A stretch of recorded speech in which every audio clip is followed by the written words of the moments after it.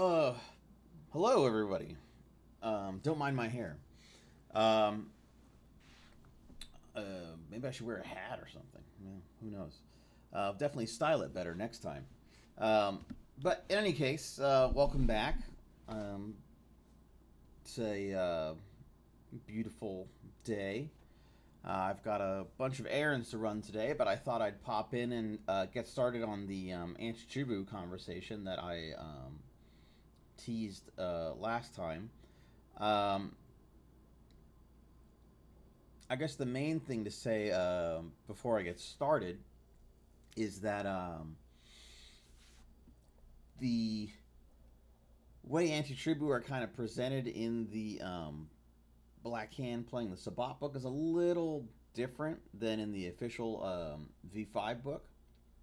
I actually noticed this morning before I went on stream, just kind of random coincidences. The World of Darkness social media pages or whatever posted something about Antitribu this morning, so that was kind of a little bit of a strange coincidence. Maybe they watched the stream. I don't know.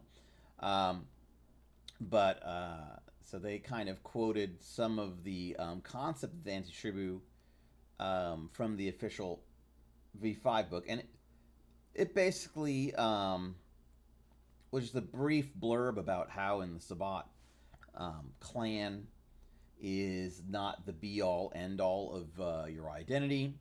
That basically showing like a kind of showing any deference or preference because of someone's clan is really kind of frowned upon in the Sabbat. It's just culturally just not something to be done. Um, and I guess the quote they highlighted was basically about how clan is in some way kind of inherited stain from your antediluvian, and therefore to like acknowledge your clan is in some way also acknowledging you know the fact that you're tainted by this by an antediluvian in some way, which I think is fair. It's an interesting concept, um, but I think also this kind of clan preference and clan deference also feeds into preference and deference for like elder vampires, which of course the Sabbat definitely not into. Um, so I think on a theological, maybe metaphysical level, some Sabbat might think along the lines of, oh, well, your clan is inherited from your antediluvian, and therefore clan is bad. Um, and if you're too into your clan, then that means that like you're potentially susceptible to like antediluvian propaganda or something or whatever, or maybe you're a secret antediluvian worshiper. I guess on some level that kind of makes sense, but I think night to night, day to day, it's really more about breaking down those social constructs of clan and who deserves to be in charge and who deserves to be respected.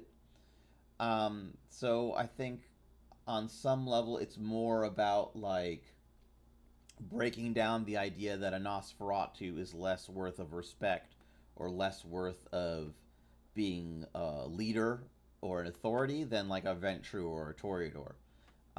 That these kind of built-in stereotypes, positive and negative, need to be broken down to kind of like free yourself from the social constructs that like the Camarilla and other servants of the Antediluvians have established for their own ends and their own purposes, right?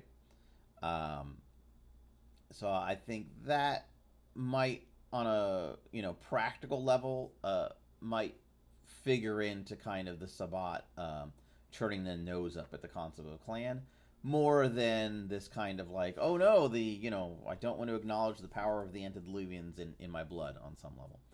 Um, and I think that's fair. In the official V5 Sabbat book, we really leaned into the kind of like anti-clan, the like there are no clans anymore kind of concept, um, and that basically everybody's anti-tribu if you're Sabbat, as opposed to basically I'm a Nosferatu Antitribu or whatever.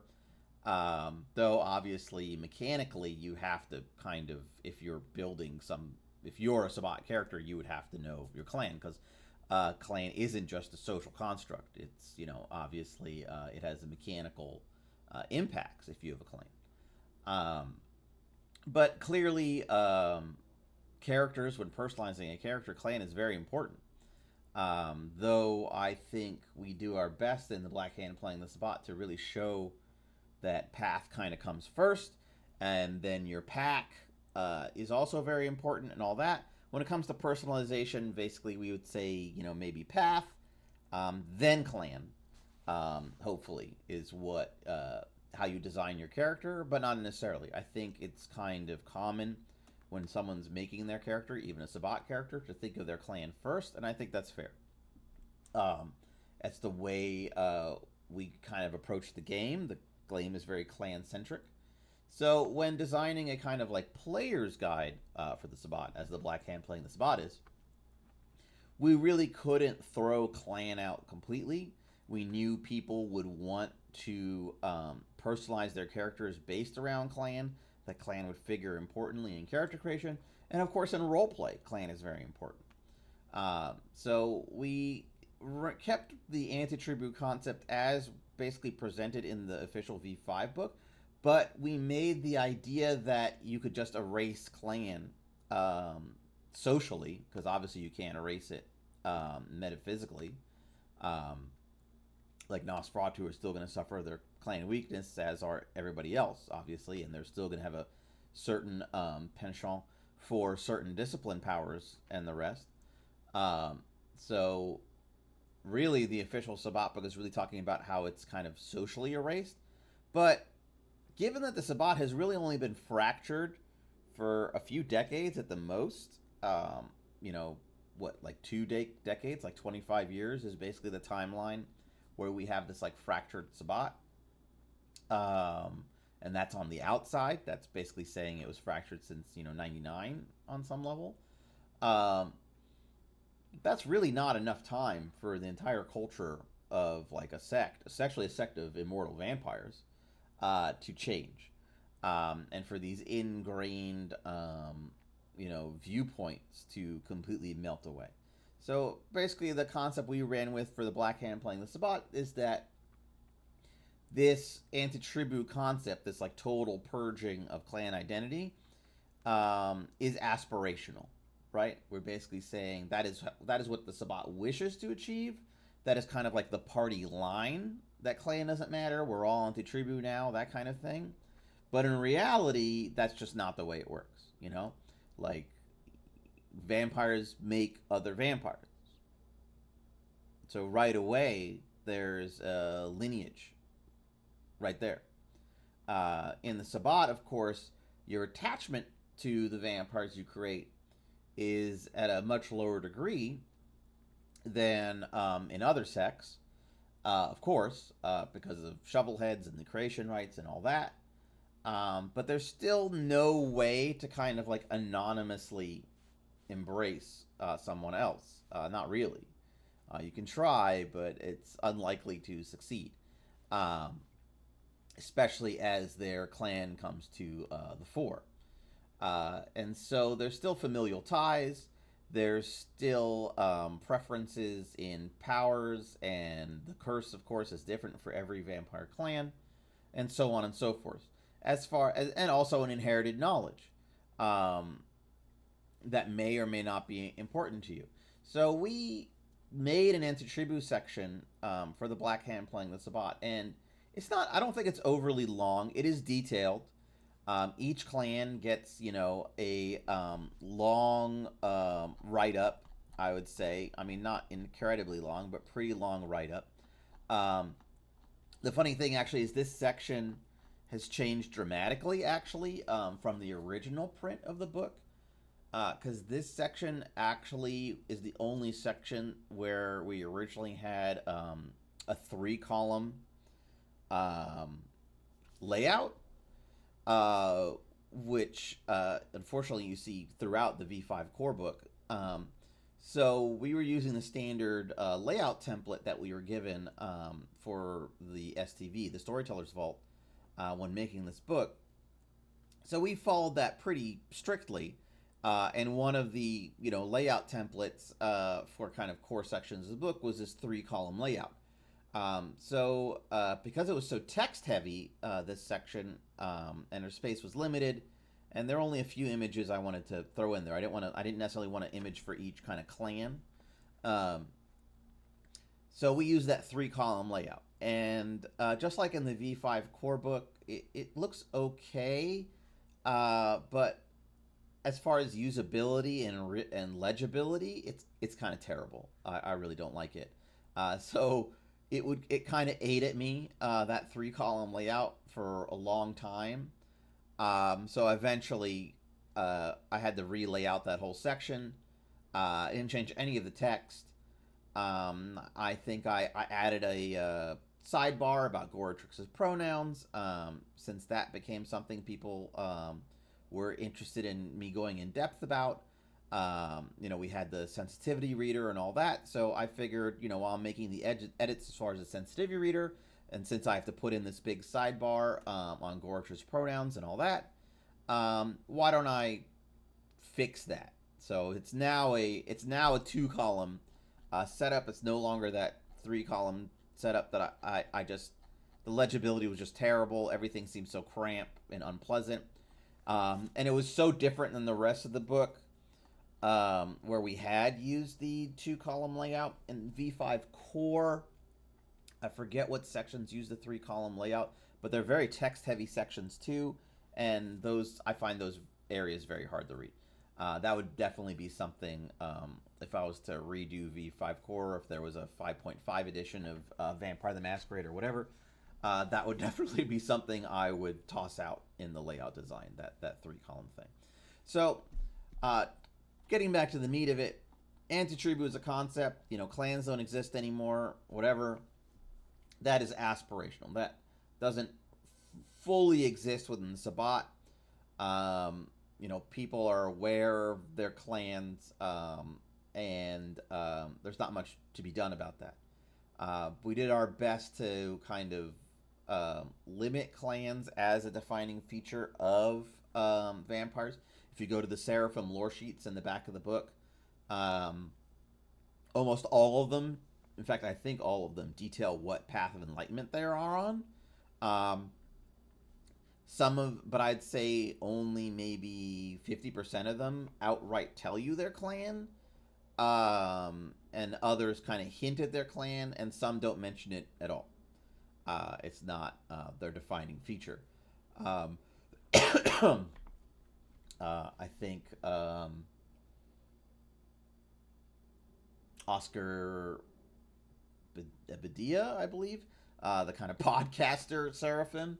I think he specifically, his clan is not mentioned at all, though I think it's hinted at. And there are others. But it's like, as I said, it's not totally gone. So I'll start the book talk. Hey there, Gord Whisperer. Nice to see you. So as we get moved from the predator type section into the Antitribu section, we have like a little quote here. This is actually from Sabbat LARP I ran with my partner, also a co-author on this book, Saskia Liddick, is their pen name. We ran a Sabbat LARP in Los Angeles. I think we were only able to run it for 6 months, unfortunately. We had a full year planned, but, then I moved to Maryland from LA. So that kind of we had to cut it short. But this quote is actually from that LARP. It's a dream that one of our characters had. That was kind of, I guess, a plot point, as it were. And it seemed cogent when we were about to talk about the Sabbat concept of clan or being Antitribu. Basically, it's kind of this vision of what your responsibility is to your child as a vampire, like those you create, and basically how cannibalistic um, elders are naturally. You know, eventually they will hunger for the blood of their own kind. Um, and so, therefore, you know, these systems that you're fighting against, they're really uh, designed to keep the elders on top and basically to feed the young into the grinder of the system to consume them. Which of course is pertinent today as we see how the world works in reality. Um, with the release of the Epstein files and all that, we can see that in some sense we are really ruled by people who have no qualms of literally, you know, exploiting children and feeding them into the system for their own benefit. So that's really what this quote is kind of about. I'm not going to read it. You know, it's up there. If you want to read it, feel free. Um, it is kind of esoteric and muddled. It's a dream by I believe, a Malkavian priest on the path of Lilith, actually, if I remember correctly. Um, and it kind of foreshadows part of the plot. That basically they're kind of like in danger because there is, in a sense, there is something which is kind of instilling this hunger for the blood of their children, for the blood of their progeny within them that they have access to. And so it's something of a kind of a warning. If they exploit this resource, it could potentially drive them to, you know, commit these crimes that they're supposedly fighting against.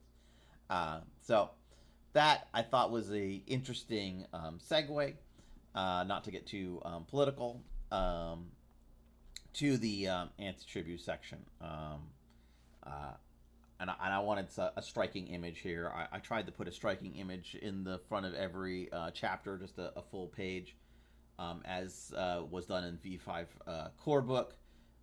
Most of them are not too digitally manipulated. I think this is actually just a photo. I don't think this is digitally manipulated at all by me. So I just wanted something kind of like striking. And this I thought was interesting because it reminded me of the bull at Wall Street. In Wall Street, there's a famous sculpture of a bull. Um, uh, and so this was an interesting take on that because it's in a very similar position as that bull. It's reminiscent of it to me, but it also kind of has a like corroded, rusted kind of feel to it. So I felt that was very interesting. It kind of gave me the idea that the clans are, you know, supposed to be portraying this image of strength and power. Like your clan, in some sense, is this like powerful entity. It's what gives you your strength. It's from deep inside you. But this kind of shows that that's hollow, that it's a rotted, rusted edifice trying to portray strength, but that there is no strength there, and that if you kind of rely on your clan as the core of your identity and what you're about, that's kind of a failed ideology. That your clan is not going to save you. That in some sense the Sabbat is more about banding together despite those differences. And so I thought that was an interesting juxtaposition for starting the Antitribu chapter. Um, yeah, I think that's right, Gord Whisper, that the Sabbat definitely has kind of a Rust Belt feel, this kind of revolution within the ruins concept. To be fair, Vampire the Masquerade in some ways was inspired um, by the Rust Belt. My understanding is Mark Reinhagen, Travis Williams, and some others were driving to Gen Con, which back then was at Lake Geneva. If you ever crack open Milwaukee by Night, Basically, sorry, not Lake Geneva. Gen Con at that point was in Milwaukee. If you ever crack open Milwaukee by Night, you will basically see that it's kind of their Gen Con adventure. That's kind of a ongoing concept at Gen Con, where basically game creators will create adventures that are basically set in the convention center or around town, basically, so that in a sense you can play the game in the place you're currently at. So funny enough, Milwaukee by Night is kind of, in a sense, their Gen Con adventure because it was set in Milwaukee when Gen Con was in Milwaukee. And specifically, I think they even mentioned the convention center, which was called Mecca, hilariously, back then. So it was kind of a funny thing. And Milwaukee by Night is a book close to my heart. So my understanding is that Mark, Travis, some others were traveling to Gen Con. Someone, I believe Travis asked, as they were passing through a small town, and I think it was actually Gary, Indiana they were passing through, which, as a lot of people might know, Gary, Indiana is a pretty famous setting in Vampire the Masquerade. It's, I believe, the first city detailed in the Vampire the Masquerade book. I believe maybe first or second edition. I don't remember. That's where the character, what's his name, Jester or something like that comes. Oh, Juggler. That's where Juggler comes from, a famous Anarch character, and a few other characters, I believe.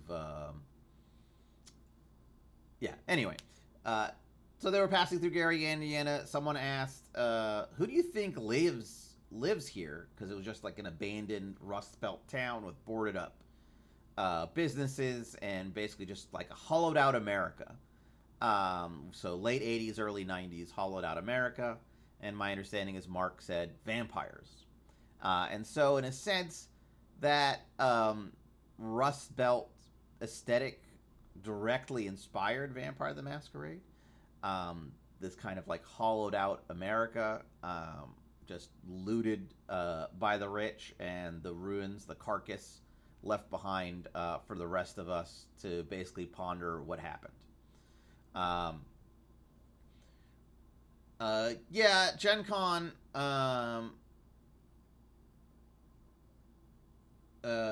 Yeah, Gen. I mean, I think Gen Con is not really what it. I guess what it used to be at some point was, as you were saying there, Gord Whisper, really where you would premiere your game. Like basically, you would take your game to Gen Con to give it like maximum exposure to like retailers and fans. Not so much as like a testing or proving ground. Like, you'd have the game fleshed out and ready to go. And Gen Con is basically your launching pad.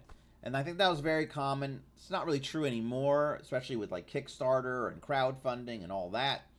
I think you get a much wider and potentially deeper exposure to your potential fan base and community and, consumers over crowdsourcing and social media now than you'll ever get at Gen Con. Gen Con is a much more, I'd say, commercial situation now. Like, it's really, as a lot of conventions are, it's really about your kind of built-in community and fan base showing up to buy. Like, it's really a shopping spree. And I know a lot of people play games there. When I meet up with my friends, that's basically the main thing they do is play games. The past few years and this year, I'll be going as part of the Writers Symposium. So I'll just be doing panels and talking about writing for games and writing for fiction and all that. But the original Vampire the Masquerade 5th edition, yes, premiered at Gen Con. I don't know. I don't believe Werewolf did or Hunter. I believe they came out just whenever they came out. But Vampire the Masquerade 5th edition definitely did basically waited for Gen Con to come out. They had a whole booth. And that was a Paradox booth, which I think they did, twice they had Paradox booths. I think maybe the year before Vampire came out, and then the year it came out, they had the Paradox booth. Now, Paradox doesn't go to Gen Con anymore. Neither does White Wolf, the newly formed White Wolf. Um, so I guess originally there was a White Wolf booth when White Wolf existed. Then White Wolf ceases to exist, and Paradox didn't, I think, send anybody to go. But Renegade has a booth. Of course, Modifius before that had a booth, so they were kind of the World of Darkness representation at Gen Con. It's fun. I don't know if it's worth crossing an ocean to go to Gen Con, but it's a good time. For me, it's kind of a working convention. I really don't go to conventions for fun in general. Even when I was younger, I only went to a few conventions here and there. Um, so yeah, Gen Con is mostly a working convention. PAX U I go to in Philadelphia, and I try not to, and that one's kind of a networking convention. But yeah, I mostly just don't go for fun. I guess I mostly go to see my friends and to work. Um, yeah. Yeah, Gen Con is still kind of important in the sense of it's a good place, I would say, to get your game in front of players. Because one thing about Gen Con is that a lot of people are there. I mean, everyone's there to shop, but I'd say a good segment is also there to play games. And because of how crowded it is and how hard it can be to get the games you want, you will end up playing games that you had no idea about or interest in until you see them at Gen Con. So that's pretty cool. Um, and it's pretty cool to experience something and find out you love it. Magic the Gathering famously premiered at Gen Con, the alpha set, and was a huge smash hit at Gen Con. Basically, they said everybody was playing it in the hallways and all that. And I remember the assistant manager at the gaming store I worked at. He came back from that Gen Con and he told the owner of my shop, buy all of this you can. Like, buy all of it. Like, as much as you can get in the store, get in the store. This is going to be a huge hit. It's the only thing anybody was talking about. And he was right. We it basically kind of saved our store, to be honest. Like, we went from 3 employees to like a dozen at one point, really, just from Magic the Gathering. I remember I worked there. It was right outside DC. Um, Harry Heckel, actually, who wrote DC by Night and a few other things, he worked with me there at that gaming store. It was kind of a funny story that we would both end up writing for the World of Darkness, and kind of got our start, slinging RPG books from behind a counter. Harry is actually probably still one of the best, if not the best, Werewolf the Apocalypse storytellers I've ever played with. Um, so before I get started, I did mention like kind of how we can see the real world intruding in a sense into games, like kind of how the politics of Vampire the Masquerade um, are mirrored in the real world and vice versa. As I said, Vampire the Masquerade was inspired by the kind of like Rust Belt ruins of the Midwest. I mean, kind of Midwest, I guess. These like Rust Belt ruins of the Midwest, like directly inspired the game's initial concept. And of course, that was the result of basically political decisions to basically hollow out the American economy, to move it from this manufacturing industrial base to this kind of service sector and financial services sector based economy, this kind of virtual economy where we make nothing, we simply push the paperwork of trade, and how that in turn completely devastated these manufacturing communities, hollowed out unions, basically destroyed the labor unions in America, um, and basically churned, and in a kind of feedback loop, churned the Democratic Party here in America from a labor working class focused party to a neoliberal kind of business focused party. It's basically just the Republicans light. So we basically do not have a worker focused party in America anymore. Um, so it's kind of funny how the outcomes of those political decisions, which we still are suffering from today, um, inspired this game. And Vampire the Masquerade continues to have political messages within it, obviously, um, that are relevant today, even though there was no possible way the creators of this game, or me, having written this section and lots of stuff about the antediluvians in the official V5 Sabbat book, basically all the antediluvian stuff that was really my bag. So that's the stuff I wanted to write. So all the stuff about the antediluvians and what they're about and how to defeat them and who are the antediluvians. I really had a lot of pleasure writing that for the official Sabbat book. And the whole concept of basically, devouring your children and feeding the young into the machine, and how these antediluvians basically shape our reality on some level. So, like, what is real, what is possible. So it's strange now seeing, as I was saying before, the politics of the real world mirroring what we've written about in this virtual world that is dominated by ancient vampires who literally want to eat their children, and how they basically shape reality through the powerful levers at hand. Um, and some vampires are happy to live in a false reality. Some are happy to enrich themselves to basically get what they can get while everything is still good, while everything before the shit really hits the fan and everybody starts running for the exits. Um, and how we see in the Epstein files that kind of mentality was so prevalent, that these very rich and powerful people were basically willing to debase themselves, do evil things, do things that they knew would completely ruin their reputation, their family's reputation, and in some cases were literally treasonous, as we see with Prince Andrew, who's literally committed treason to enrich himself and to get in good with these people who are offering him kind of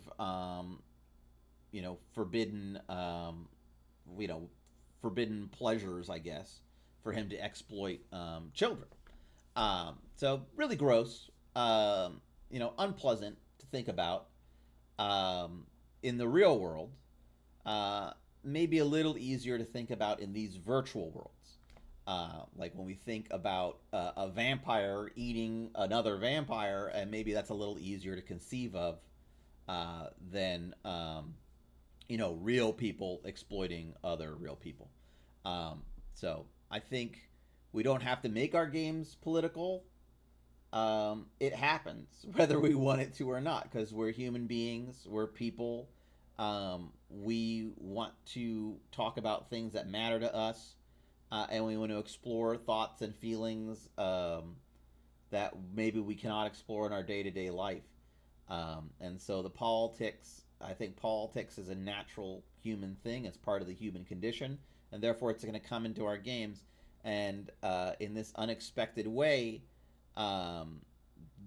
this was political, even though on the face of it, it did not seem that way. I always thought the kind of war against the antediluvians was a political analogy, political metaphor, as it were, against the corrupt and the all-powerful people who basically think that the world is just for them. That we're it's their world and we're just living in it, like they're the landlords and we are squatters somehow. So I always thought that always was a political analogy, but I never realized that it was not really an analogy. I guess. I never realized that in actuality it was just a one-to-one comparison of the way the world actually works. So that's kind of crazy and interesting to think about. Yeah, generation on some level makes it interesting. You're right, because it makes the concept kind of crystal clear. There's really no varnish on that. Like the eldest, the third, second generation guys, like those guys are on top, and you're all the way down here at 13th, and just like most people in America who are one paycheck away from being homeless, one paycheck away from basically their entire family being financially devastated. You're here at 13th gen, so you're literally one generation away from not even being a vampire.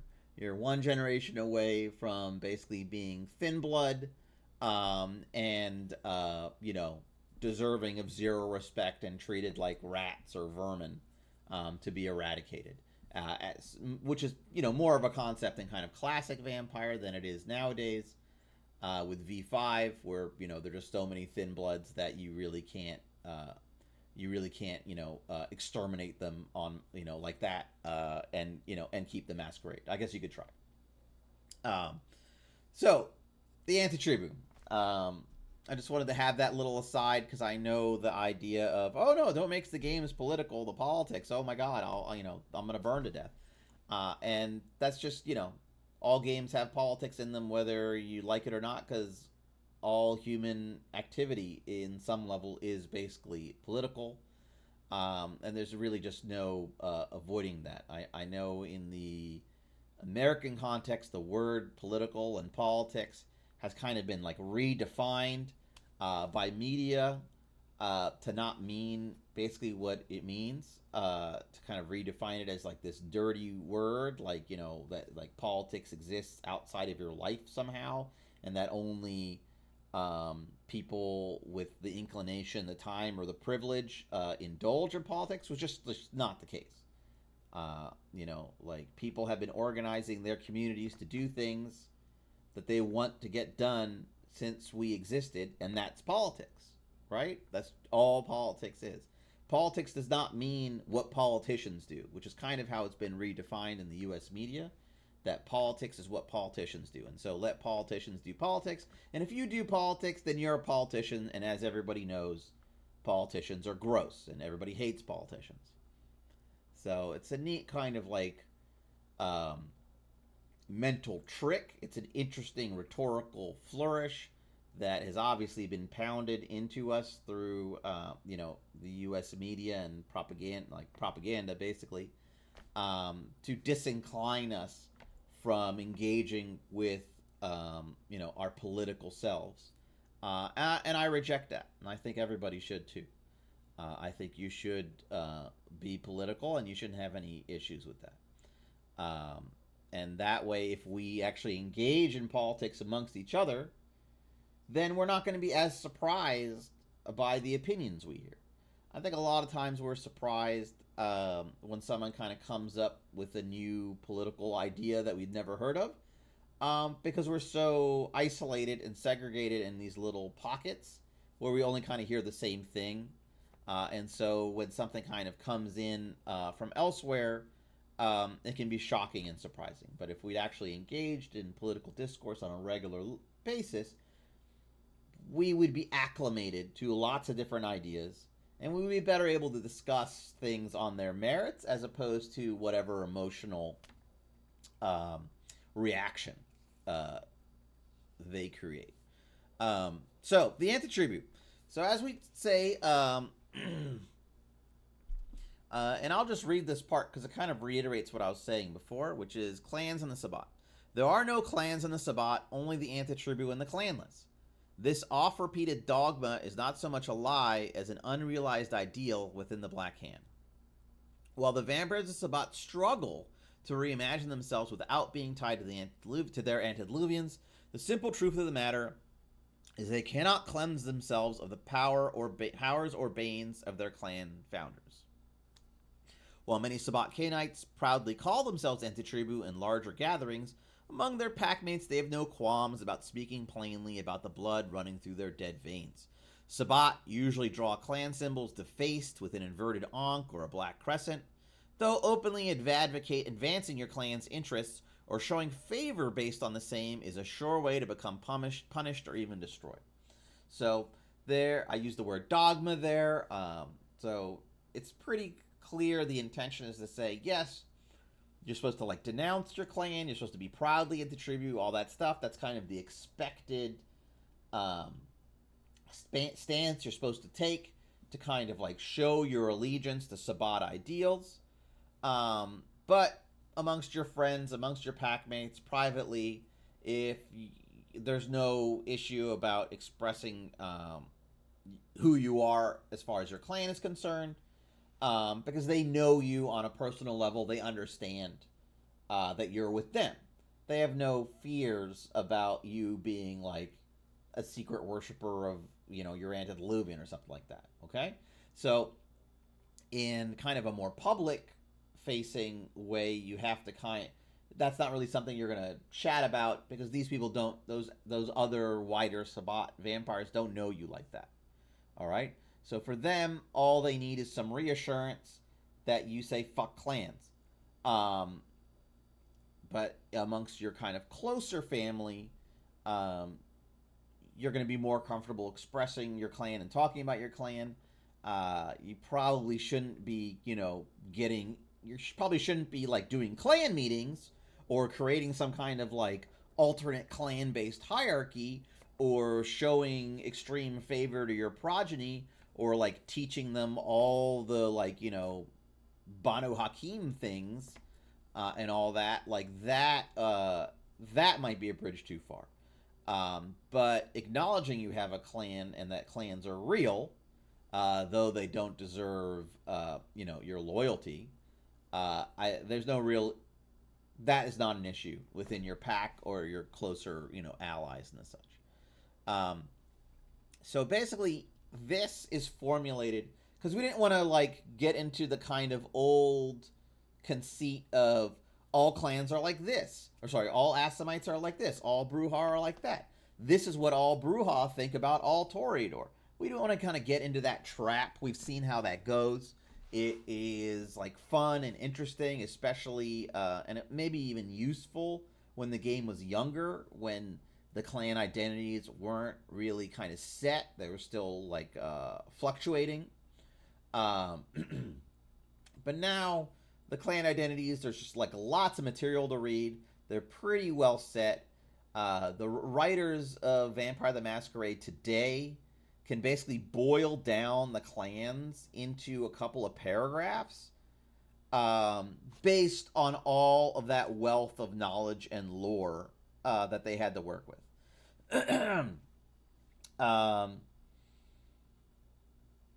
Yes, I mean, as you're saying, Gord Whisper, the not having the organized by clan is organizing by path and the rest. It's fun. It's an interesting mental exercise to focus your vampire in a different way, and it's definitely a step away from the other sects. Obviously, the Camarilla is very clan focused because it's very elder focused and it's very kind of nepotism focused and all that.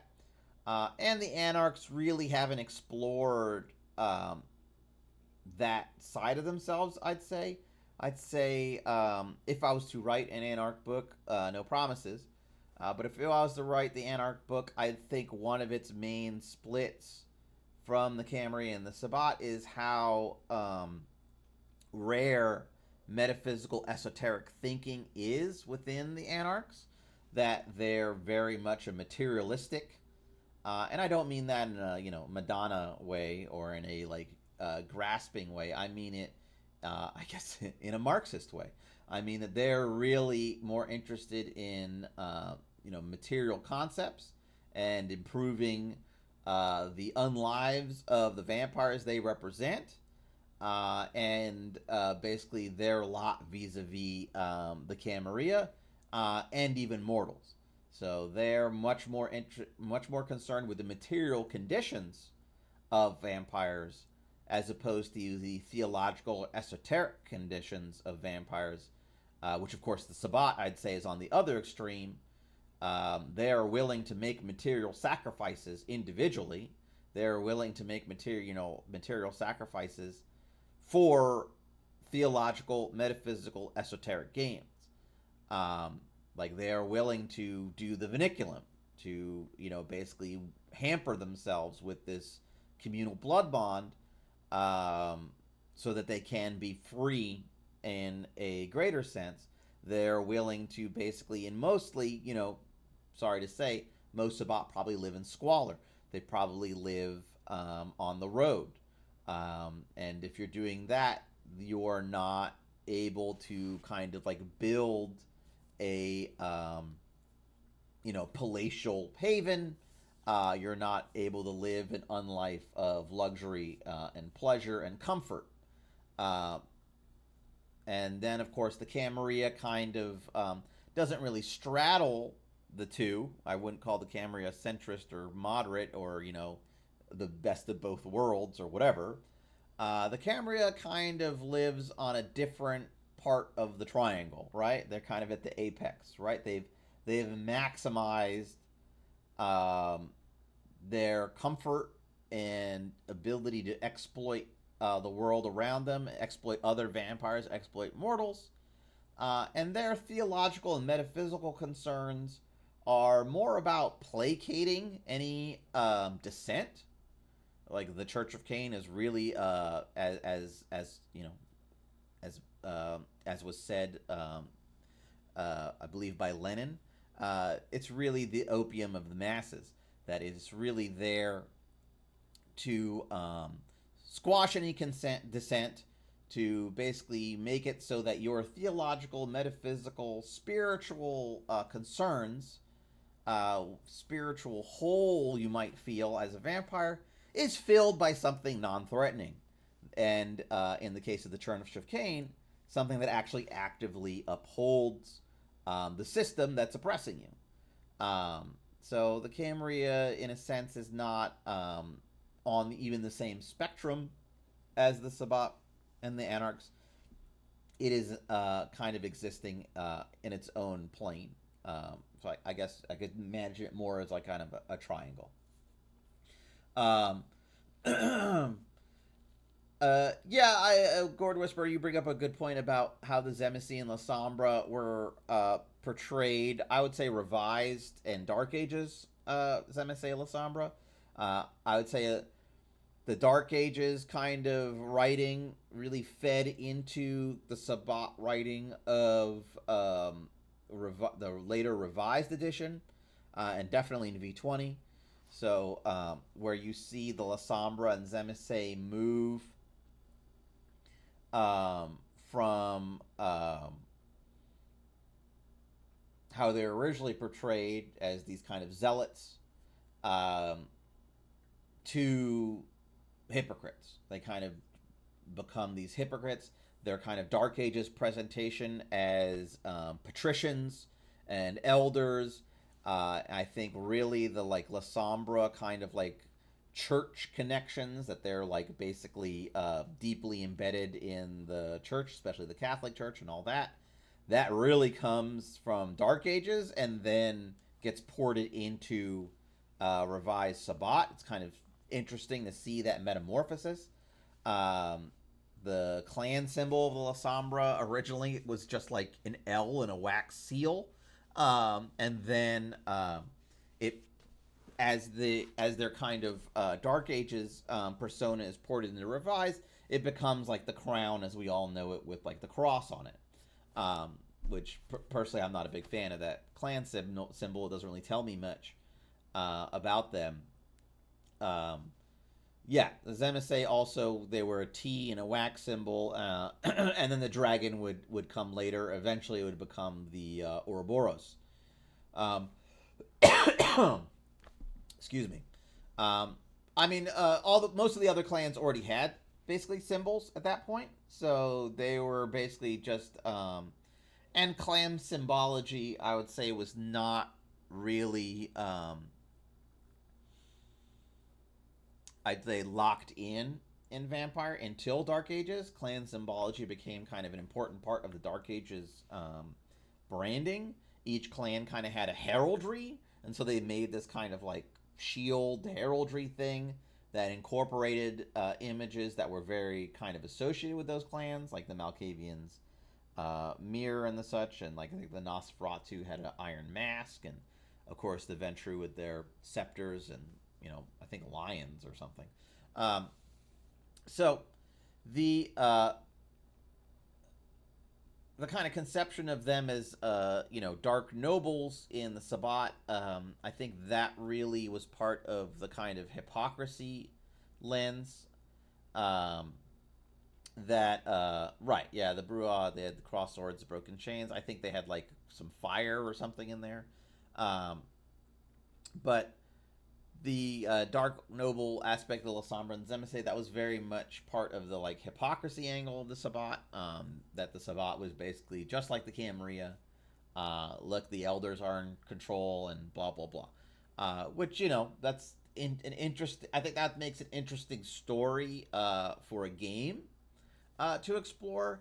But as I believe we kind of saw, it really didn't have a lot of legs beyond that. It kind of undermined of what I thought was more of the fun and interesting aspects of the Sabbat. To kind of Camarillify the Sabbat, I feel was kind of like the wrong angle. But that's the things that happens as game progresses. As a game progresses, what happens is you discover there's certain kinds of play that players are interested in, that become popular, and writers are kind of incentivized to lean in to those aspects of the game. So with Vampire the Masquerade, clan became kind of a unifying principle. The Tremere were the most like clan, like they were the clan that was the most like unified and organized. They had this hierarchy and all that stuff, and you could really kind of like play almost like a mini game within the Tremere, like going up the pyramid and the levels and all that stuff. And so you saw this kind of like Tremerification of all the clans. Suddenly, all the clans had their own like little internal hierarchies and boards of directors and friends of the night and all this shit. And on one level, it kind of dulled down the uniqueness of the Tremere, um, and made them like a bit less interesting to play. And it kind of made the other clans more uniform, and it made them more like a global presence, and all that. And I think that was, in a sense, harmful to the overall game because it homogenized it a bit. And in Requiem, of course, that was all kind of like thrown out, and you really saw this kind of like localization of vampires again. And I think in V5, part of the concept of fracturing it, one of the reasons I thought breaking the pyramid apart in the Tremere was really interesting is that because they were the most organized clan in a sense, once you shatter them, once you make them kind of like disorganized and shattered, then you kind of give permission for all the clans to no longer have these kind of like global hierarchies. Um, yeah, I would say Gord Whisper that the directorate little less defined for for the Ventru and all that. I felt the Amici, which kind of loomed large in some novels and later La Sombra clan books and all that. Amici de Noctis, the kind of La Sombra internal faction, um, which seems to basically be destroyed at this point. Um, I think there are some interesting concepts there, but I think they tended to be presented as actual governing bodies of these clans, which I felt was the wrong way to go, especially for the La Sombra, to be honest. But I understand their draw because it's another fun thing to play with, and all that. And we actually do mention the Amici in the Black Hand playing the Sabbat. I believe they are mentioned in the Angels of the Abyss lore sheet and a few other places. They're mentioned in correspondence with the not correspondence, They're mentioned correlated with the Oaxaca diaries. Basically, that the Lasombra who left the Sabbat were they wasn't this mass exodus as it's portrayed by the Camarilla. Of course, they would be like, "Oh, the Lasombra belong to us now." But it was mostly those Lasombra who had Amici connections, um, and that in turn led to basically Amici Lasombra basically being like murdered in the Sabbat, um, and so on. So we kind of took it as an opportunity to like de-Amicify the remaining La Sombra Sabbat, um, and to kind of downplay the La Sombra exodus to the Camarilla. Um, and we kind of work on our own reasonings why the La Sombra left on some level. Um, so it's I think we did a pretty good job kind of splitting the difference there. Um, yeah. So yeah, in V5, I actually haven't really read Chicago by Night. I had to read bits of it when I was approached about rewriting some sections of it, um, which I eventually declined, um, because it's just not one of the books that we're kind of given, to immerse ourselves in the canon. But I understand it's good and it's interesting. Um, so I'm not quite sure exactly how they do Amici and all that in there. Um, but I think we approach it in an interesting way here. I definitely wouldn't recreate it in V5. I really like this, like as I said, this like de-Tremerification of the clans, of their internal hierarchies, um, because it allows you to kind of build your world in an interesting, more interesting way. I guess it could. I guess it would be fun. I would say for like an Amici Lasamba to show up someplace, and everyone basically kind of saying the who, what are you talking about? And for him to kind of basically be trying to wrangle people, and threaten people with this like assumed authority that he just doesn't have on a local level. I think that would be kind of fun. Perhaps that's the way they do it in Chicago by Night. I'm not quite sure. Because really, no one should really have the authority to tell a bunch of La Sombra what to do. Um, I don't even know how they would enforce that authority, given the Second Inquisition, the Masquerade, and all that. Um, like, they're just sending these assassins everywhere to like take out people who don't obey them, or they're manipulating like financial markets to steal all my money. Seems unlikely to be effective, and seems like something that the Camarilla in particular would actively crush once they absorb their membership. Um, but that's just me. I don't know. But getting back to the Antitribu in the Black Hand playing the Sabbat, uh, what we did is since we didn't want to reinvent the wheel as far as, this is how all these clans feel, this is how all these Banu Hakim feel, this is how all these Bruja feel. Instead, we went with these first person, or first vampire, or whatever, perspectives. So as we can see, from the Banu Hakim section, they're saying, what I say to you now are for your ears only, and the ears of trusted king, blah, blah, blah. They basically are saying, they're basically portrayed as a sire or clansman or whatever, giving advice to a younger vampire of that clan. So in some ways, because a lot of them are from that perspective, they're also they're also written in a kind of conspiratorial tone, because this is the kind of thing that's frowned upon in the Sabbat. It's frowned upon to basically be passing on these clan stereotypes and this kind of like clan knowledge between each other. So they have so most of them have a kind of conspiratorial tone. Some of them have a defiant tone, not so much like, I'm gonna be a Bruja no matter what the fuck you say kind of tone. Though actually, the Bruja one kind of is like that. Um, but when I say a defiant tone, I mean some of them are like, yeah, I'm this clan. I don't, screw that. The La Sombra one, if I remember correctly, actually does kind of take a um, my blood doesn't matter.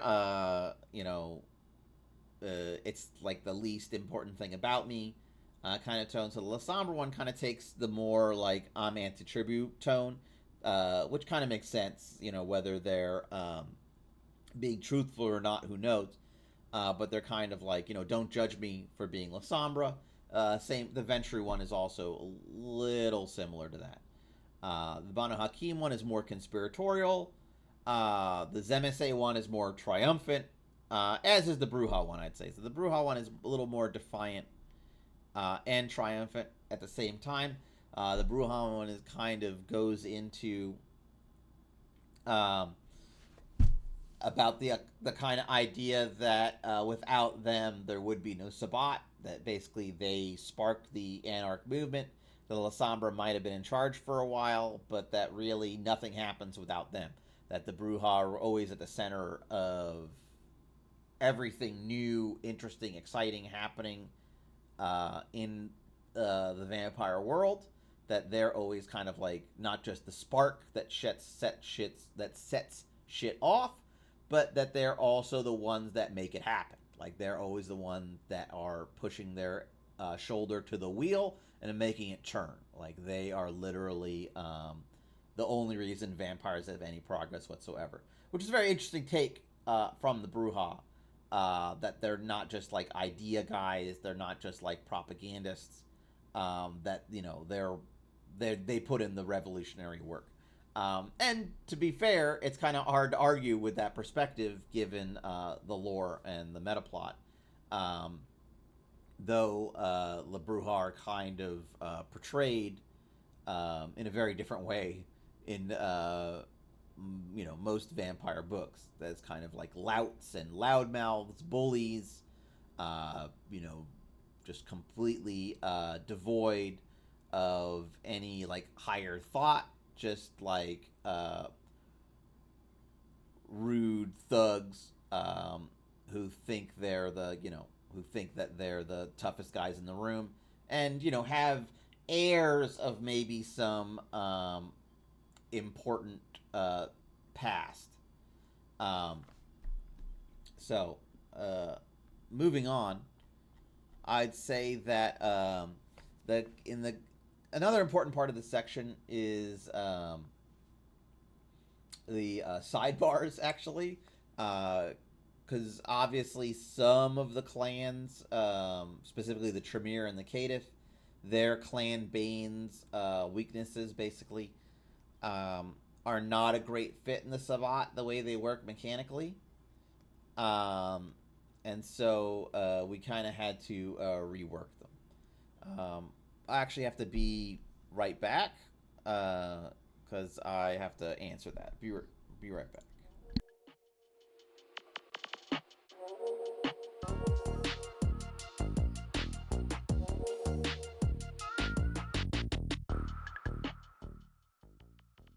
All right, I'm back. Um, sorry. So yeah, right. So like you were saying there, Gord Whisper, it can be fun. This whole like the La Sombra who've defected, and we're loyal to Sabat, so let's do something about those traitors. In Our Graves Are Empty, that's part of the plot of Our Graves Are Empty, is basically about a La Sombra defector. So I agree completely. That's a very interesting and fun thing to play around with. These like kind of traitors to the Sabbat, and it's fun particularly because they are La Sombra. So not only does it basically give you permission to play La Sombra outside of the Sabbat with some kind of like lore in-game meta backing, which is good for players and good for STs because they can you know both do what they want without having to come up with some kind of convoluted explanation. Yeah, my only concern is the kind of reintroduction of the Amici de Noctis as kind of a higher level organization or hierarchy within the game, the kind of like sect within a sect shit, which I felt was just fucking poison for the game. Um, so I uh, wanted in the Black Hand playing the Sabbat to mention the Amici, but I definitely wanted to portray them as a spent force, as a discredited force, and more importantly, as a known element. They're no longer the secret. I don't know how the fuck they were a secret before, uh, but they were no longer this kind of like secret shadow organization or like La Sombra Club. They were exposed, and a lot of them are now dead. And those who are still around have basically had to, you know, run to the Camarilla to hide them. And of course, the La Sombra and the Camarilla, I'm not sorry to say, Bloodlines 2 actually kind of portrayed La Sombra in the Camarilla in about the right way. They're servants now. They're basically, they were kings. Now they're basically slaves. Like they basically have to take whatever the Camarilla wants to give them. They're never going to have a Justicar. They're never going to get a seat on the Inner Council. They're lucky to be there in a sense, and maybe they'll move up through their own power and ambition. But more likely, if that starts to happen, they'll be eliminated. I mean, who knows? It's kind of funny. So I think a conflict between loyalists and defectors of these clans, that's a great way to play it. That's a lot of fun. As far as Kadif in the Camarilla, well, the main flaw, because Kadif technically they have the Antitribu thing kind of on lock, Gord Whisper. So we really couldn't be like, oh, they suspect, people are suspicious of in the Sabbat about you because of that. But suspect in the other sects is somewhat problematic because it means that you are something of a known quantity in that sect. So similar to like known corpse, I guess. It's basically the idea that you're not going to be able to slip under the radar in those sects. They know you're a Kadif, they know about you, and they suspect you because you're a Kadif, and therefore you could be like working for the enemy and that kind of thing. And of course, beyond that they can only buy positive Sabbat, that they can only get status in the Sabbat as well. So basically, we wanted to knock out the idea that Kadif are second-class citizens in the Sabbat because of the kind of like anti-tribu propaganda dogma that being clanless and not having a clan is like good, and that getting a your clan is good. That at least on the outside, Kadif are no longer like second-class citizens as they were kind of portrayed in classical Sabbat. So I don't think it's a major shift. Like in the classical Sabbat, Panders were originally portrayed as, up and comers or whatever.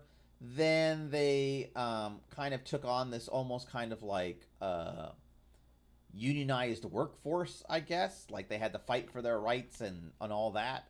And that was more during the kind of like hypocrisy era of revised Sabbat. So the Kadif, as we wanted to portray them here, was more of the fact that they're benefiting from this kind of dogmatic churn of anti-tribu being positive within the Sabbat, but that outside the Sabbat they still face these issues. And the suspect flaw is more about them being a known corpse and all that. Because to be fair, really, Kadif have no Bane. That's kind of their thing. They really, that's really the only real advantage you get for being a Kadif in the core book. The like discipline advantage they have personally I feel is kind of a non-advantage. It's not really that difficult to get non-clan disciplines. The like price break they get on disciplines is basically non-existent. Um, and the starter set of disciplines they have access to, um, really there's not really very many unique combos that a Caitiff has access to that some clan doesn't have access to as well. I'd say that in the Vampire Player's Guide, we try to address that, because a lot of the thematic and narrative fun of playing a Caitiff has basically been that lunch has been eaten by the Thin Bloods on a lot of levels, that like underdog whatever thing. So the kind of thematic narrative thing we kind of tried to reinvent with the Vampire Player's Guide for Caitiff, and as I did a little bit here, was as these kind of Gen X vampires, um, which is basically this medium line between the Thin Bloods and real vampires, between fake vampires and real vampires, which could take many forms. So they can be like kind of a translator or a friend of those vampires, or they can be like the perfect hound. They can be, I know how to think like Thin Bloods. I know where they hide. I know, where they're going to go if they're in trouble, and so on and so forth. I know all their friends. So if you need somebody to like crack down on Thin Bloods, I'm your guy, because I know how do they think. Or or the other way around it, which is you can be the friend to Thin Bloods, all that kind of stuff. So they can be anything from like a pillar of the community, as it were, to a sellout. So that's kind of the Gen X vibe of Caitiff, and we kind of also gave them mechanically some of the benefits of being a Thin Blood, in that the Caitiffs are actually the only vampire clan that has own set of merits. Like no other vampire clan, beyond the coterie merits, which to be honest are kind of more social than metaphysical, except for a few of them. But the Caitiffs have a whole list of merits that they only have access to, that no other clan has access to, that are very kind of like Thin Blood coded, as it were, um,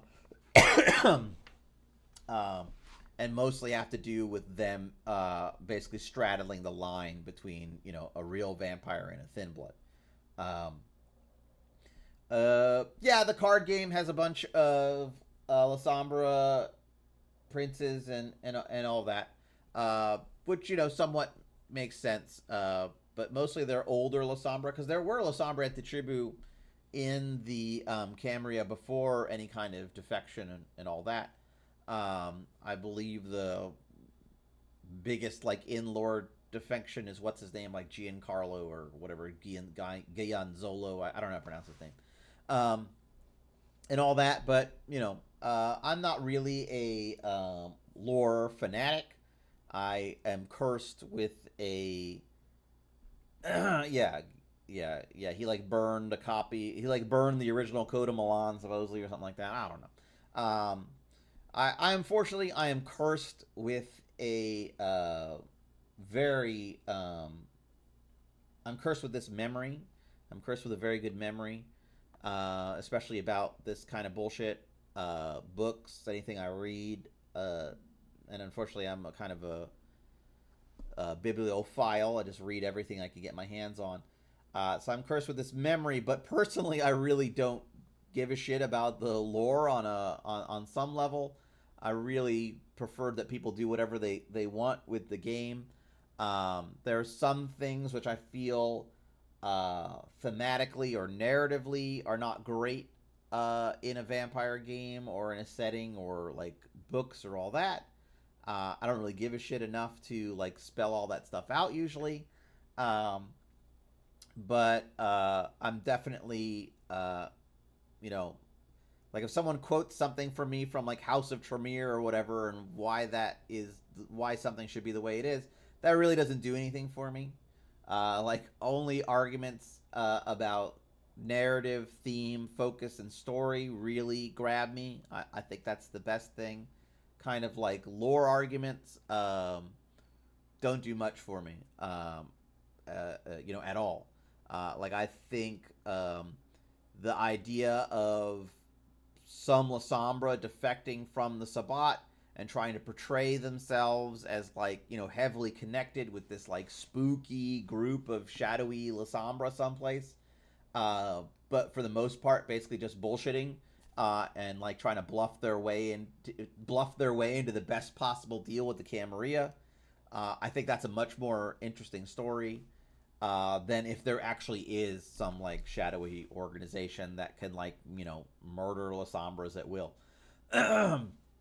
I think the like you have you have to kill one to get one kind of concept in Chicago by Night, or not really Chicago by Night, but I think technically it is actually only Chicago by Night, where it's like, okay, if you want to join the Camarilla, you've got to kill a Lasombra. I think that's interesting as a concept, but for me, it's most interesting in that each locality is making a decision about how the Lasombra will be integrated, and that maybe in Chicago, where you have a powerful prince, and elders, and it's kind of like the Camarilla city in North America, that they would basically have the kind of clout or to basically say, okay, you can only come in if you bring us a dead Lasombra, or you proved you killed a Lasombra, then we'll let you come in. That kind of thing. That kind of makes sense because they have limited resources. The Camarilla is a members-only club now. It's no longer the everybody is in the Camarilla. That kind of thing. So it kind of makes sense that they would basically be like, okay, prove that you're worth it, like, and the only way we're going to believe you is if you murder, another Lasombra, stuff like that. So that kind of makes sense. For other cities and other localities, of course, they may say, nah, like, you can't join us. Like, you got to fend for yourself. If you cross the line, we're going to murder you, that kind of thing. Or they'll just let them in if they give them a bunch of cash or influences or resources, or offer something that they need. So I think it's interesting as kind of a city by city basis, and that's an interesting part of how you can personalize your story. Like if if your player comes in and says, I'm a Lasombra, then you'd be like, okay, well, what did you do to gain your entrance into the Camarilla? And they could come up with an interesting way to customize it. Yeah, exactly, Gord Whisperer. Each story can kind of fit the Lasombra into their space. How do they work at their table in an interesting way? So the Caitiff Bane was really just a way to square the circle. We wanted to remove the idea that all Caitiff are suspect within the Sabbat. But obviously for mechanical kind of neutrality, the vaunted game balance, the dots had to be the same.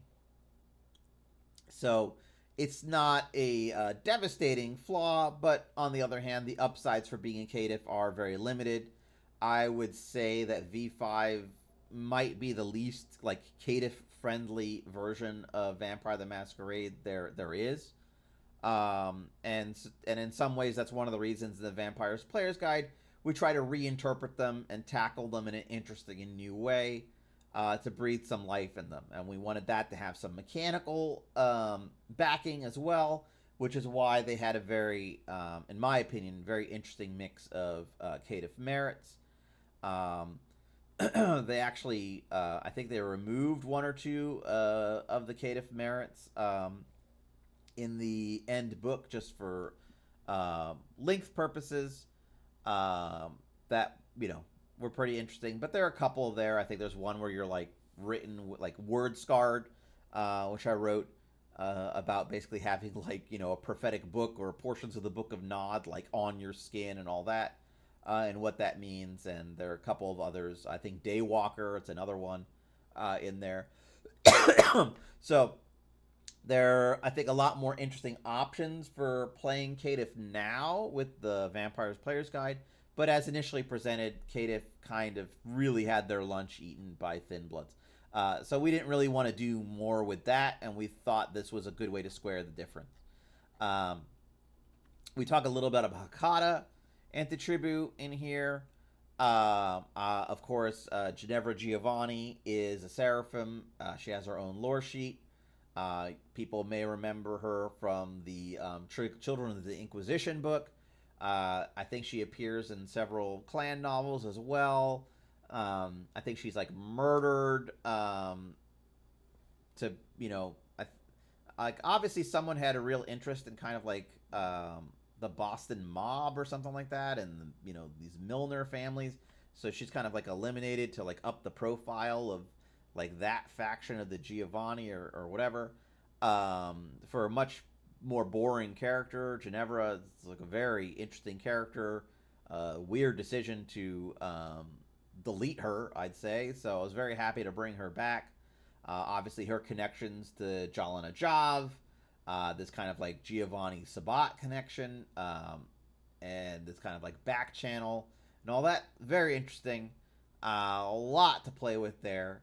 And now that basically she is claiming to have survived Diablerie, that she's basically claiming that she was Diablerized, but somehow was able to cross back from, final death. And she's not the first vampire to claim to return from final death. And not even the first, Hakata Cappadocian Giovanni to claim that. But she is claiming that, and that she was actually Dauberized, that her soul was eaten, but somehow she was able to come back. What happened to the vampire that ate her soul is there's I didn't really want to make any commentary on that, because that's not really a character that interests me in any way. But more importantly, this is part of like de-siloing the game. It's about basically, from my perspective in V5, you should be able to play any clan in any sect.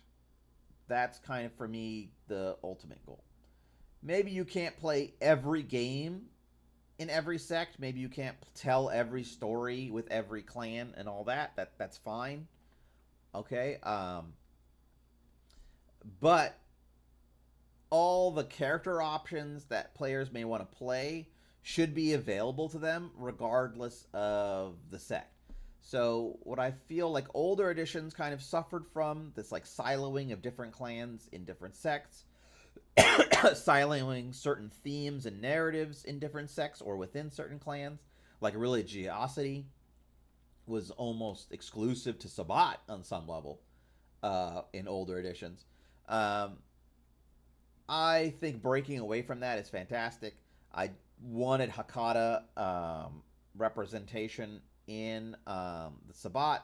I feel that even the Giovanni surviving in some fashion also makes sense for them.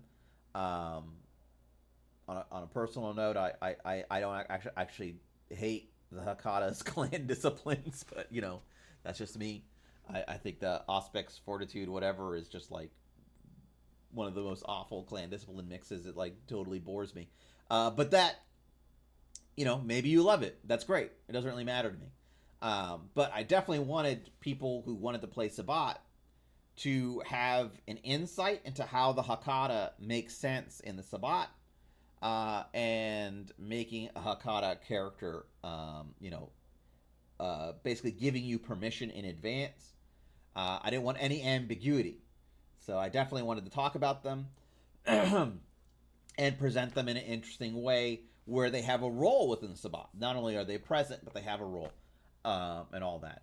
And to be fair, the Harbinger of Skulls, which seems to be kind of the dominant faction in the Hakata as far as I can see from everything, from the little bit of Cold of Blood Gods yet again, a book I haven't read, because it's just not part of the canon I was given when writing for V5, and I never picked it up because I prefer physical books to PDFs in general. But from my understanding of what I've been able to glean, the Harbingers of Skulls, the kind of like surviving Cappadocians, basically, as we all know, really seem to be the dominant sect portion of the Hakata. So of course there are Hakata in the Sabbat because the Harbingers of Skull found a home in the Sabbat and seem to be pretty happy there from everything I've written. So the idea that they would all completely abandon the Sabbat doesn't make much sense to me, thematically, narratively. And of course, there are probably some, Hakata, Giovanni, whatever they are, uh, who have no interest in any kind of like family reunion or anything like that, or like making friends with these vampires who've been trying to destroy them for literally 1,000 years. Um, so maybe the Sabbat they see as some place where they can kind of get away from all that. And at the end of the day, I think that makes sense. It makes for interesting stories.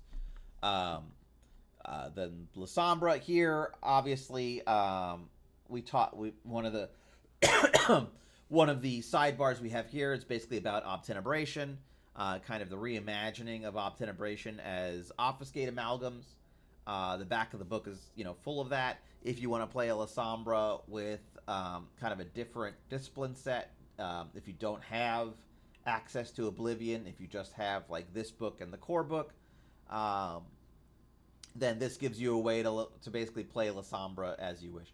I actually, in the Sabbat adventure I'm working on, we've basically got like quick start rules for Lasombra, Hakata, and Zemisei. In case you don't have access to, the player's guide or Cult of the Blood Gods and all that. I guess you could just get the Vampire Companion, which should, at least give you the Zemisei. Um, so we had little quick start cards where you can use the core disciplines and the compulsions and weaknesses of other clans to kind of simulate Lasombra or simulate a Zemisei or simulate a Hakata. If you don't have those other books, you could basically do that. Because so I don't think that's that big of a problem, but I kind of want to be cognizant of the fact that some of these um, some of these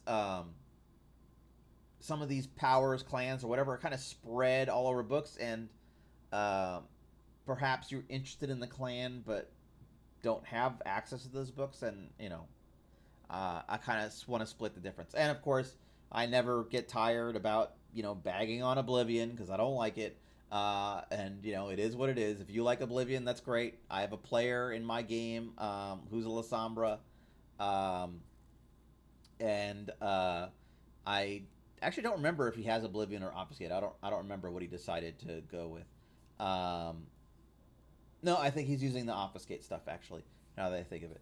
But I have no problem with playing Oblivion, with people playing Oblivion if they really are attached to it. In my own personal games, I would prefer they use the kind of hacks that I've put together. Obviously, as far as like a Giovanni Hakata in without, I'm not going to bring up my notes because it's unfinished.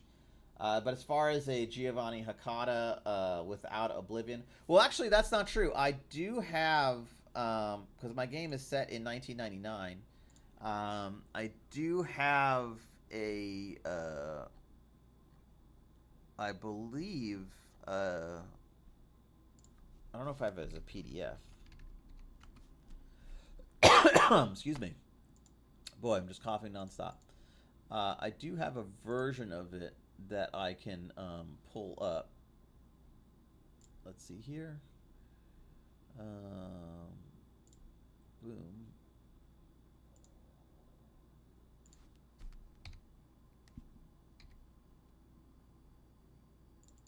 This might be it.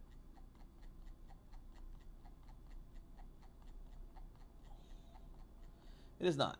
All right. But yeah, for Hakata, Giovanni, if I remember off the top of my head, I believe that the one I'm using is for my 1999 game. I have a game set in 1999. So the player is actually a Giovanni, not a Hakata. So they actually use dominate, presence, and dominate, potence, and blood sorcery as their clan disciplines, and there are basically uh, blood sorcery rituals that they can use that mimic that are basically necromancy rituals. And I believe either amalgams or blood sorcery levels, which are similar to necromancy powers. They might be amalgams. I'll have to double check. But that's basically how I did the Giovanni for my 1999 game. For the kind of like quick start Hakata, I believe they are Auspex Fortitude Blood Sorcery, and yet again, there is rituals, Blood Sorcery rituals, which kind of mimic necromancy powers. Um, since Blood Sorcery, I think there are currently 2 clans that get Blood Sorcery as a clan discipline. Banu Hakim and Tremere. Having a third with Blood Sorcery didn't seem, that untoward. I'm not going to go into my issues with Oblivion, but it is what it is. And that's just for my personal game.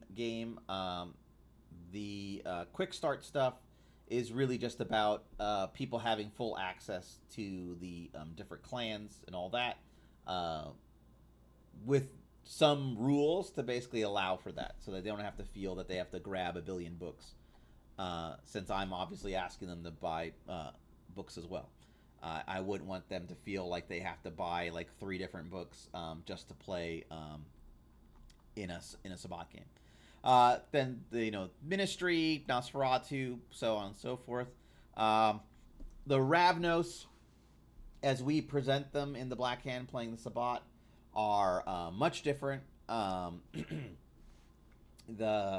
We kind of move away from this like daredevil trickster clan kind of concept that the companion and the player's guide kind of, at this point the player guides had not come out actually, and I pushed hard for different conceptions of the Ravnos. I actually have a credit in the companion specifically because of my consulting on the Ravnos in that book. They did not really take many of my suggestions, I would have to say. I feel they took my concerns to heart when writing the Ravnos, which I can go on and on about. But they didn't really take any of my suggestions to heart. So when I had a chance to write more about Ravnos for the Black Hand playing the Sabbat, I was really able to lean into my own conception of the Ravnos, and we actually put out a I don't think I'll reveal anything here by that close. We actually put out a book called Insatiable Dreams not too long ago, which is all about the Ravnos as they are originally conceived of here in the Black Hand playing the Sabbat. This is a pay what you want on the Storyteller's Vault. You can feel free to, you can get it for free if you want, or throw money at us, that's fine. And it's basically just a new conception of the Ravnos. We don't really change them too much mechanically. We mess with their Bane, we mess with their Compulsion. I believe those are the clan disciplines that they have in the Companion, the Vampire's Player's Guide. But we basically reimagine Chemistry as this kind of dream power, as opposed to kind of like light illusion power. The Ravnos, we kind of conceive of this clan of nightmares, like dream thieves. That the illusions they create are these like dreams made real. So less gem in the holograms as they're kind of, are.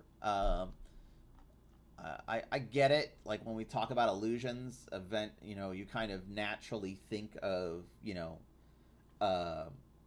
sleight of the hand and light constructs and all that stuff, maybe, or mirrors. So I can understand that's like low-hanging fruit. It's kind of easy to conceptualize of it in that way. But I thought it was more in keeping with kind of, obviously the supernatural underpinnings of the games, as vampires after all, for it to be, stolen dreams.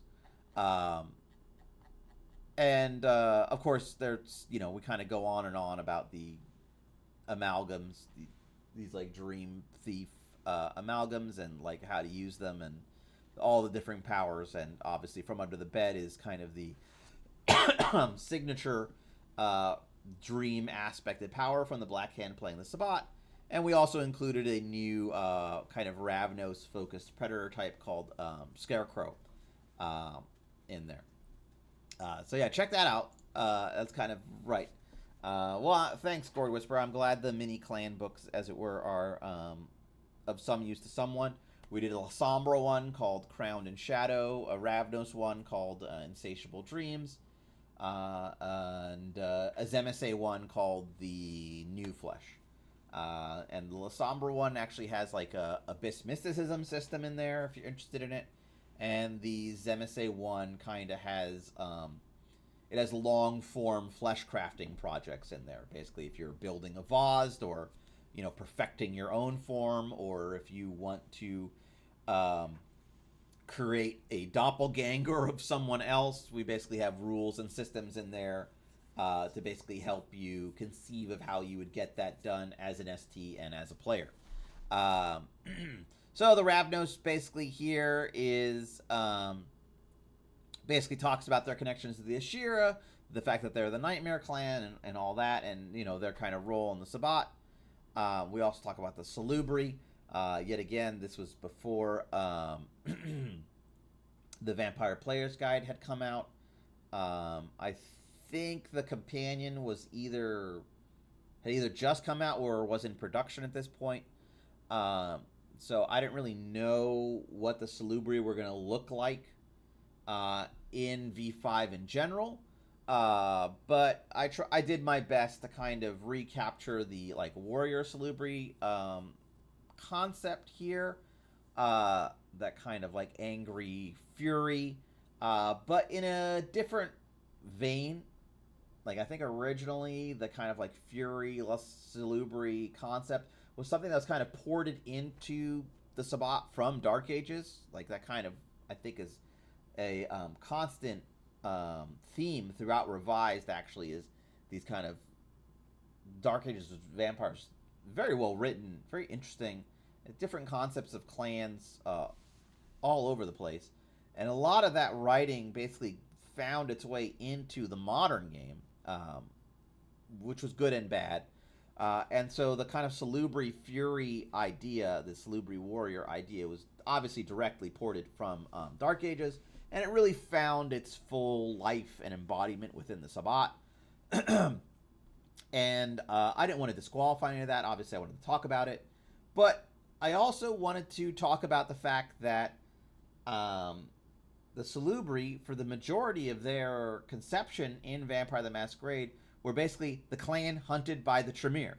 The clan that the Camarilla, because of the Tremere, also hunts, basically. That on behalf of the Tremere, the Camarilla have basically allowed this propaganda, this genocidal propaganda about the Salubri to persist and propagate, and that maybe the people at the top levels of the Camarilla are kind of in on the joke, maybe the mid-level people too, but as far as the low information people at the bottom know, these Salubri are basically cannibals. You got to get rid of them. They're irredeemable. Good thing we got the Tremere here, right? So I also want to touch upon the fact that in V5, that lore that the Salubri were like hunted to extinction by the Tremere with the power of the Camarilla is kind of disappeared. I don't believe it's even like touched upon really in the companion. I think it's like briefly mentioned and in a kind of oblique way in the Vampire's Player's Guide. I know we really didn't delve into it. So I wanted to touch upon the fact that that kind of like hunt for the Salubri is basically gone now. It doesn't exist. These vampires have bigger fish to fry. They've got other problems. They really can't be wasting their time kind of like hunting down the last like dozen Salubri, right? Like, sorry, like they basically almost incinerated them all. Like, what's a handful that they didn't get? Like, sorry, like we're not going to get to it. And also the Tremere themselves have been weakened, so they really can't push the issue. They can't really be like, they can't stamp their feet and pout about it because they got their own problems, and they don't really have the power to like enforce their will on this matter. So I wanted to hit upon the fact that the Salubri didn't forget. Like, they didn't forget that they were hunted. They didn't forget that the Camarilla and the Tremere basically conspired to eliminate them completely. Like, in some ways, it is infuriating that their elimination was kind of like this side project that these douchebags could basically drop when something more important came up. So they didn't forget. They're no longer hunted, but they're very happy to get their revenge and do the hunting themselves. Um, uh, yeah, the Salubri in the companion, I'll say, Gourd Whisperer, and the player's guide, it very much leans into, I guess, the healer aspects of them. It doesn't really explore their lore in any meaningful way, or why people have complicated ideas or conceptions of them. Um, and of course, their own kind of like complex narrative is not explored. Salubri is not really my favorite clan. My partner Saskia is a huge Salubri fan. She could tell you so much about Salubri and Bali actually. Um, so I won't like delve into them because I honestly don't know them as well as she does. She wrote. I don't remember if she wrote this Salubri thing. I think she did. Uh, uh, but she definitely wrote most of like the Salubri oriented stuff in the book. Um, and so I won't like go too far into it. But definitely the section where they talk about how they were hunted to near extinction and now they're forgotten is something I definitely wanted it to be hit upon in the book. So I only have a few minutes left. I have some errands to run. Toreador, personal favorite clan of mine. Toreador Antitribu kind of was my go-to clan for quite a while, I'd say. Well, that's not true. I'd say Toreador Antitribu was probably the very first vampire character I really played. I think the very first vampire character I made was like a caitiff. But the first one I really played, I'd say, was Toreador Antitribu. That was a lot of fun. Uh, uh, and I think this Toreador write-up is pretty interesting. I don't think we like break any new ground in it, but definitely kind of how they fit into the Sabbat is interesting. Tremere, um, obviously we a complicated clan in the Sabbat. Um, I maybe should probably maybe I'll end it here since I could probably talk about a year. Um, and obviously, I want to talk about Goratrix and Goratrix's pronouns, and maybe people will have questions about all that. Um, and I'm happy to answer those questions. And I've written about that stuff, and how we reimagined Goratrix, and so on and so forth, and the Tremere's role in the Sabbat. Gord Whisperer, said you had a question. Another victim of the sect within a sect thing that no longer served, so got slimmed out of V5 for play purposes, especially with the true hand basically gone. Oh, you're asking about the black hand specifically. I see. Okay. All right. So when I saw you say the black hand, I thought you maybe were just talking about the Sabbat in whole. Maybe I'm totally V5 pilled now. So I even have a black hand emoticon. There's the black crescent. So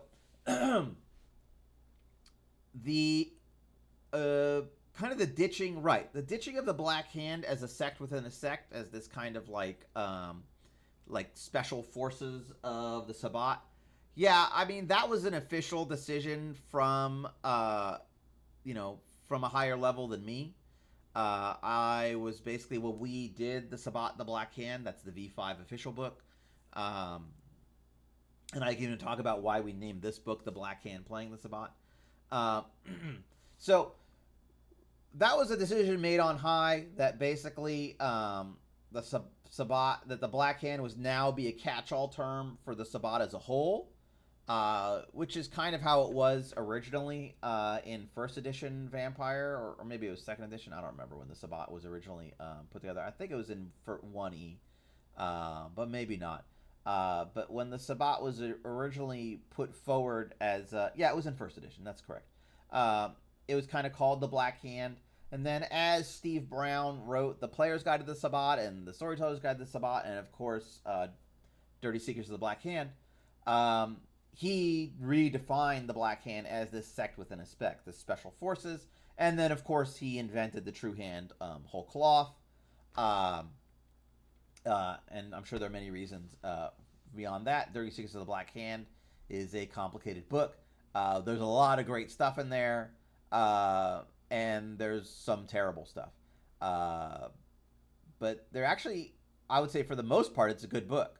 The terrible stuff is kind of like shocking and thematically jarring, I guess. Yeah, shocking is the wrong word, just jarring. So the bad stuff is just thematically jarring, and that's why I think people have kind of maligned the book so much, because the stuff that is bad isn't bad in a it's badly written way. It's actually very well written. It's bad in the sense that it just doesn't fit in the game, and kind of is almost this like kind of cross splat thing. It like crosses werewolf, wraith, and vampire in this kind of smear that is basically space aliens. So they're these space aliens that have, basically infected these vampires. And, right? You see how thematically you're kind of like, what? But in any case, it came on from on high, I guess, you could say from Paradox or whatever, that when we did the official Sabbat book, that the Black Hand would not be a sect within the sect, that it would just be another name for the Sabbat. That was more, I think, about the flattening of the Sabbat as a whole. The Sabbat was basically going to be reconceived from an outside looking in. It's just an antagonist sect. And if it's just an antagonist sect, then it only needs to be as deep as the players can touch it, right? So if there's some depth beyond what the players are expected to play with, then that doesn't need to be in the book. And so if the Black Hand still exists, that's something that the players are not going to conceive of. If a vampire calls himself a member of the Black Hand, maybe that means something to him. Maybe the tattoo he has on his palm means something to him and his packmates and all that. But as far as the players are concerned, it doesn't make a difference. Because they're never going to interact with those vampires in such a meaningful way. So I think that's the reason that decision was made. Less about this kind of like crushing all the sect within a sect stuff. Though that definitely is something I like about V5. As I said, this, de-Tremerification of everything. Where these kind of like overcomplicated hierarchies and organizations were imposed on basically everything. Every clan, every sect had like just this really complicated internal structure. This kind of like grinding Kafka-esque bureaucracy that homogenized everything, right? We're the Nosferatu, so you gotta fill these forms in triplicate. It's like, I mean, that doesn't seem to make much sense. So as far as the Black Hand becoming the name of the sect overall, to answer your further question, Gord, I think that was mostly just a callback to the fact that in the original work, the Sabbat was called the Black Hand, and that there was no conception of a sect within a sect until basically Steve Brown invented that when he wrote the kind of seminal works of the Sabbat, which is, of course, the Player's Guide to the Sabbat, the Storyteller's Guide to the Sabbat, and Dirty Secrets of the Black Hand. So he really invented that whole cloth, and it's kind of really interesting to see how something a writer conceives of can kind of take on a life of its own, and how much story it can generate. In the Black Hand playing the Sabbat, we obviously take that formulation and run with it. We take the formulation that the Black Hand really doesn't exist anymore. That we even kind of repurpose the term seraph into seraphim to kind of show the breakdown of that internal structure. That basically these warlords, these leaders of these cults of personality have basically taken on these titles in a slightly modified way, and there's nobody who can do anything about it, right? There's no higher power who can say, "Hey, you can't use that title. That's too close to our titles," and it's just their way of kind of showing that they're in charge now, that they have the power, and nobody can tell them what they can call themselves. Um, and more importantly, we also have hints and clues that perhaps the Black Hand, this kind of secret organization of assassins and spec ops within the Sabbat, isn't completely gone. That there's still those who have the power to kind of call on people and put things together. One of the structures of packs we mentioned in the front of the book are the removers. That's more of a thematic or fantasy element. We wanted people who were interested in the legacy concept of being like the assassins, the special ops of the Sabbat, to be able to play that fantasy and how to do that. And so we did put the remover pack, but we didn't really put much flesh around that. There is a specific Seraphim lore sheet that I'm thinking of. Where is she?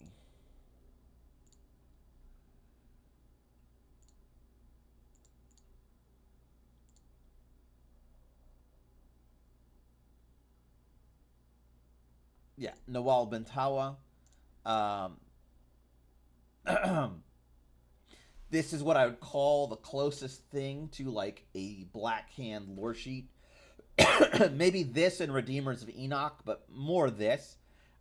This lore sheet definitely is the closest thing to a Black Hand lore sheet as we put in the game, to kind of show that there's still some vampires within the Sabbat, in this case the Seraphim, who maintain those ties and connections to some of the vampires who would have been like, Black Hand removers or dominions, probably.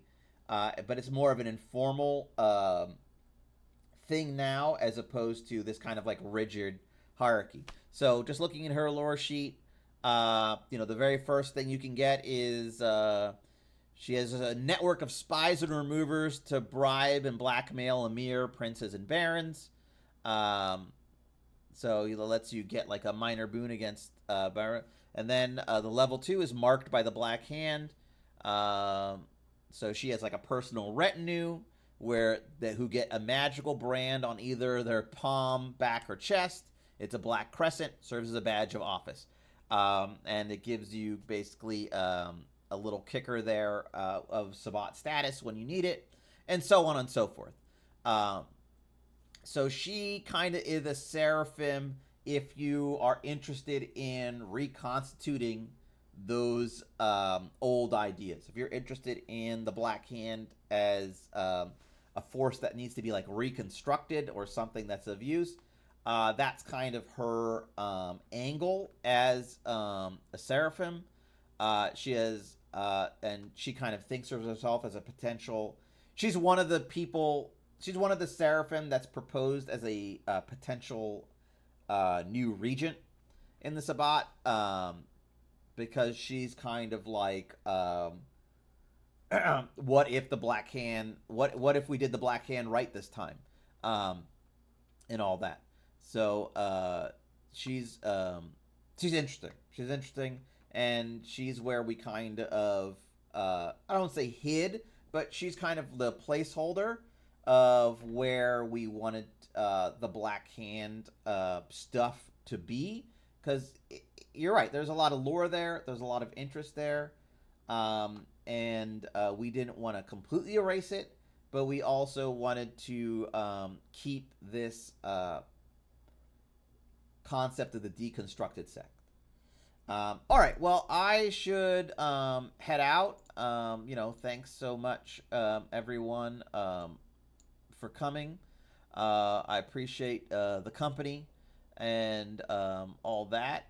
I will continue on with the Antitribu. We were on Tremere, so I'm just going to leave it on Tremere. And when we come back, hopefully we'll get to it. All right, thanks so much. Yeah, thanks so much as well for the questions, Gord Whisperer. As always, praise Keen, and I will see